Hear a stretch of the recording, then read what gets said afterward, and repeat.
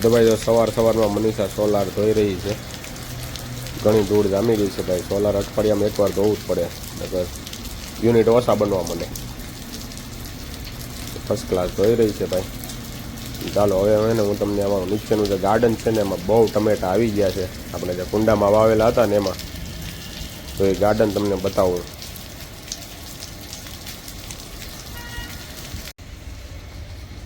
જો ભાઈ આપણે ભાઈ કુંડમાં વાવેલા છે ભાઈ ટમેટા આવી ગયા છે ભાઈ. એક આ છે, આમાં તો ઘણા આવેલા છે. તો કેટલા ટમેટા આવ્યા છે આમાં. આમાં બહુ ટમેટા આવેલા છે. ફરતી બાજુ એટલા છે ટમેટામાં. આ તોડવામાં સૌથી વધારે ટમેટા આમાં આવ્યા છે. હા,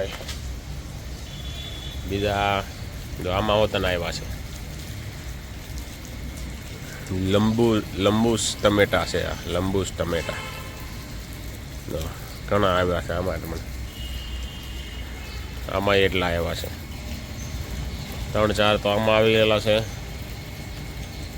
એટલે છોડવા હાવ નાના છે ને તોય ટમેટા મસ્ત આવી ગયેલા છે.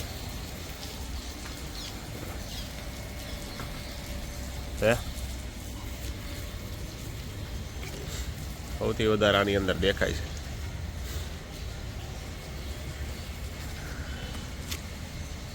આયા તો એકદમ મસ્ત મોટું થઈ ગયું છે. બાકી અહીંયા એકાઈ નથી. આ રીતનું છે ભાઈ કંઈક. તમે ભાઈ ઢાબે ટમેટા વાવો તો થાય. ઘરના ખાવા હોય તો ભાઈ અડધો કિલો જેવા માંડ થઈ જાય, વાંધો ન આવે, પણ ઓર્ગેનિક થઈ જાય. ચાલો બાકી હા ભાઈ, ગુડ મોર્નિંગ, જય શ્રી કૃષ્ણ, હર હર મહાદેવ. આજનો દિવસ ભાઈ છેલ્લો 2 દી બાકી છે. કાલનો દી 1 જ બાકી છે, 2 દી નહીં, 1 જ બાકી છે ભાઈ. કાલે ભાઈ આપણે ગયા હતા ભાઈ આશ્રમમાં છોકરા જમાડવા. બહુ મજા આવી ભાઈ. બડાટી બોલાવી છોકરા ભાઈ મેસ રહીમાં જ્યાં. હવે બ્લોગ નથી જોયો તો જોઈ લેજો. અને ભાઈ ભૂરાભાઈ તો ઉજ્જૈન જઈએ ભાઈ. કા ભૂરાભાઈ ઉજ્જૈન જઈએ એવા ને? હા, મહાદેવને મળી આવ્યા. પણ મહાદેવ શું કરતા હતા? જલસા કરતા હતા. ઓહો, આવું છે ભાઈ. ભૂરાભાઈ આખું ઉજ્જૈન એક્સપ્લોર કરીએ એવા ભાઈ. અને એની આગળની ગાડીમાં ભાઈ પથ્થર મારો થયો હતો. એટલે રાતે નીકળો ધ્યાન રાખજો. કા ભૂરાભાઈ ક્યાં અહીંથી જતા ને? 12 થી 3:30 વચ્ચે કંઈક અમુક એરિયામાં નહીં જવાનું ભાઈ. વાંકા ચૂકા રસ્તા આવે છે, અહીંયા પથ્થર મારા થાય છે. ખોટું એની કરતાં દિવસે જ જવાનું. કારણ કે બેસ્ટમાં બેસ્ટ ટ્રેનમાં જવાનું. સીધી ઉજ્જૈન ટ્રેન જાય છે. એના જેવું એકાઈ નહીં. સસ્તામાં સારું. 5 મિનિટમાં સીધા મહાદેવના દર્શન. જેવા સ્ટેશને ઉતરો ત્યાંથી 10 રૂપિયામાં. ઉજ્જૈન જવું હોય તો દિવસની ગાડી હાંકવી ભાઈ. હું રાતે હાંકવી નહીં. ચાલો ભાઈ, શનિ રવિ તો જવાનું જ નહીં. હા, આડા દિવસે જાવ તો ઓર મજા આવે. ચાલો ભાઈ, 5 વાગ્યા છે ને ભાઈ. નીવા ને ભાઈ કોફી બનાવી છે ભાઈ આજે તો. હા નીવા, બસ એટલે રકાબીમાં તેટલી જ હોય ને લાવાય. તારા એ આખો કપ ભરીને પીવાનો છે ભાઈ. હે, માથું મટી ગયું હવે કે હજી દુખે છે? પાણી પીવાનું વધારે રાખો ને માથું ન દુખે એવું. અને ભાઈ જો આપણે ઓલી આંબલી લાવી હતી ને નીકળી ગઈ છે. પોતરા કાઢી નાખ્યા. હવે એમાંથી ઓલા ઠળિયા કાઢવાનું બાકી છે ખાલી. ચાલો બાકી તમે અમારો કાલનો બ્લોગ જોયો કે નહીં ભાઈ? કમેન્ટ જરૂરથી કરી દેજો ભાઈ. આશ્રમ વાળો મજા આવી ગઈ હતી અમને તો. કમેન્ટ કરી દેજો બ્લોગ તમને જોવા લાગ્યો નહીં. અને તમારા મિત્ર મંડળ સાથે શેર કરો અને સબસ્ક્રાઈબ કરાવો મિત્રો. મસ્ત કોફી બની છે ભાઈ. નીવાભાઈને કોફી બનાવી આજે પહેલી વખત બનાવી કોફી. તો બીજી વખત? પહેલી વખતનું યાદ નહીં મને તો. અચ્છા, તારી હાટું બનાવી હતી એવું હતું એમ ને? કાંઈ નહીં, સારું. ચાલો કોફી પી લઈએ.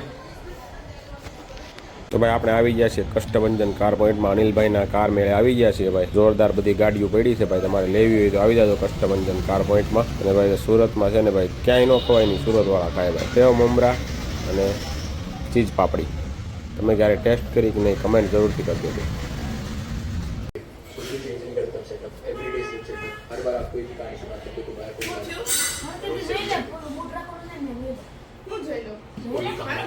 હા મારા હતા નહીં મારા હતા નહીં જોઈએ લે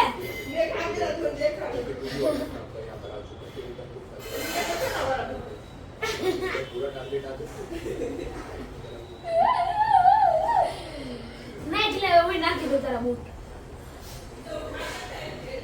જો ભાઈ અમારે છે ને નિયમ છે આ ઘોડો છે ને આ ઘોડાની અંદર બૂટ મૂકવાના તો ઓલા બહાર પડ્યા છે ને એમ બહાર બૂટ પડેલા હોય ને તો દાદરમાં ઘા થઈ જાય છે ભાઈ એટલે જીયાનભાઈના બૂટ આગને જસ્ટ ઘા થઈ ગયા પણ આપણે મુમેન્ટમાં લેતા ભૂલી ગયા આપણે યોગામાં બેઠા હતા ને આમ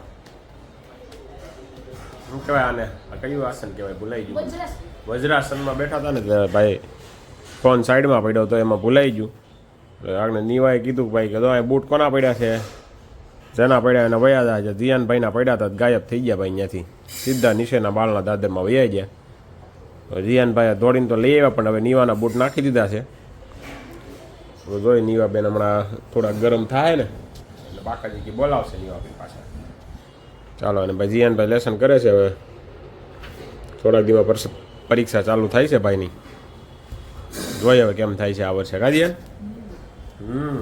ચાલો ભાઈ